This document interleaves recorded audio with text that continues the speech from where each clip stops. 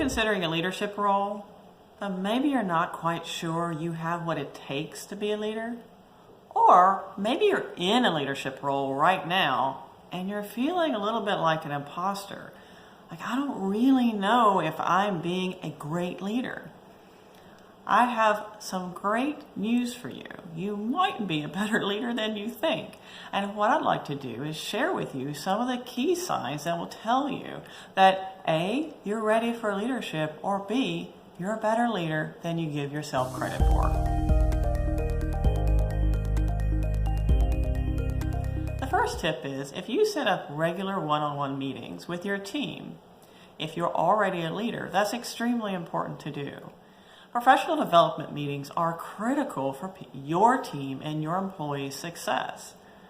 Quite frankly, when I was developing as a young leader, it was so important for me to have those one-on-one meetings with my manager. It was times that I knew I would have his complete undivided attention.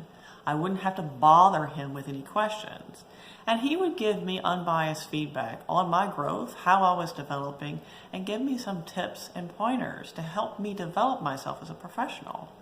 Now, these one-on-one meetings are not your opportunity to ask, "So, how's it going?"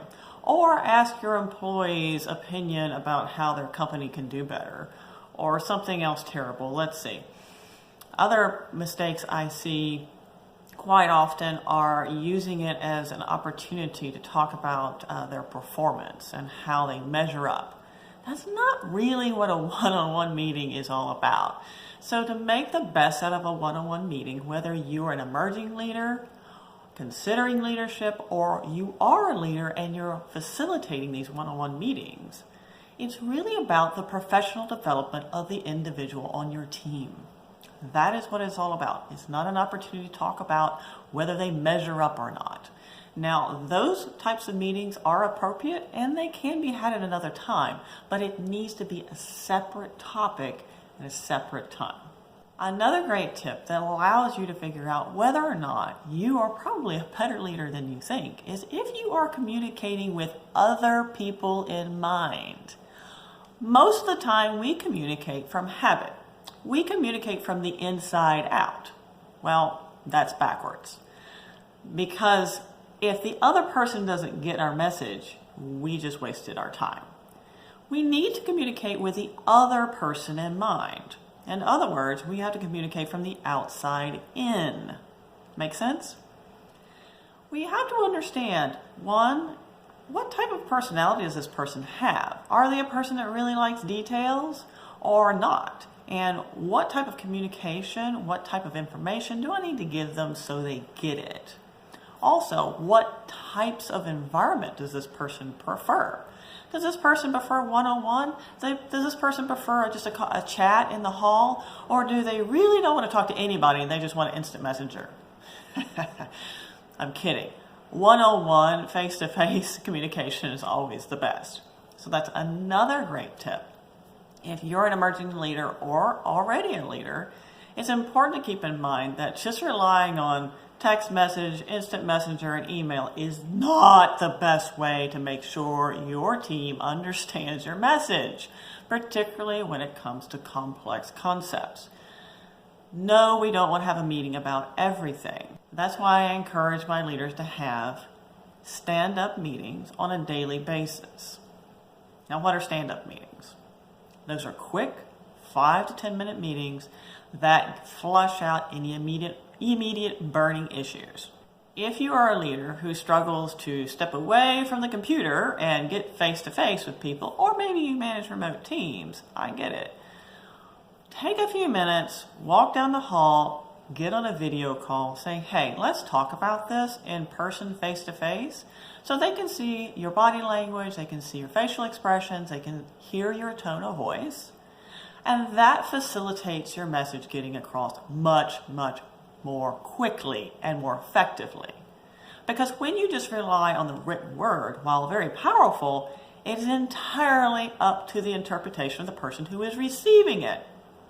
And that is entirely up to their state of mind, which you have no control over. If you want your communication to be effective, don't rely on your computer or your phone. Okay? All right.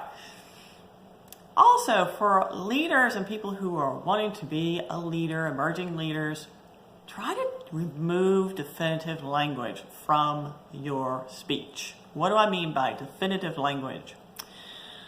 Those are phrases like you, we will, we should, we must, we need to, you need to.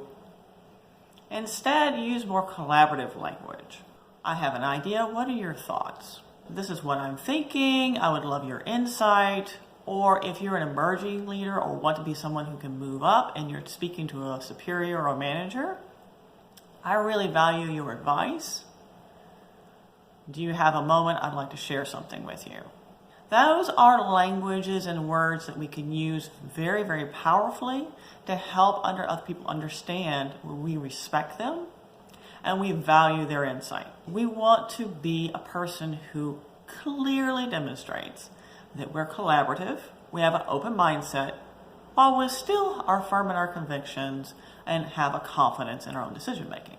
So it's a fine balance. Last but not least, when we're talking about ideas, encourage other people's ideas on a topic. Now, if you are already a leader, here's a big tip for you. Practice being the last to speak. Because here's what happens. Mentally, your team hears you and your opinion early on in the meeting. How likely is it, do you think, that they are going to offer a differing opinion? Not very likely. So, if you want fresh ideas and you want fresh perspectives, practice being the last to speak. That way you get a better idea of what your team's thoughts are. You are more likely to get fresh ideas and fresh perspectives that are not colored or influenced by what you had to say. Those are my tips for you. So if you're an emerging leader or already a leader, you may be more effective than you think.